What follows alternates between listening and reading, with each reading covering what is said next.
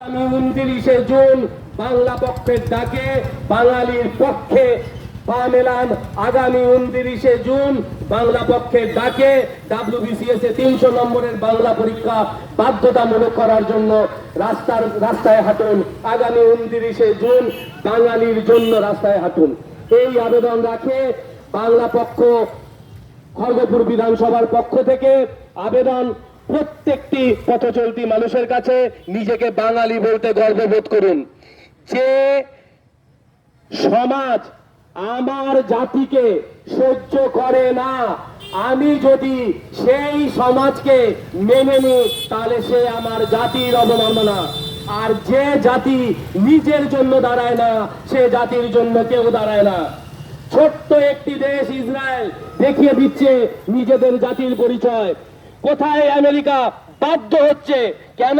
কারণ ইহুদিরা পুঁজি ধরে আছে। বাঙালির সমস্যা, বাঙালির হাতে পুঁজি নেই।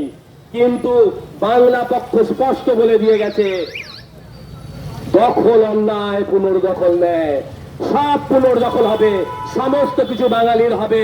বাংলায় 300 নম্বরের বাধ্যতামূলক WBCS এর পরীক্ষা হবে। এই আবেদন রেখে, এই আশা রেখে আগামী 29শে জুনের মহামিছিলে কথাপন খড়গপুর থেকে আমরা বাসে করে সকলে যাচ্ছি।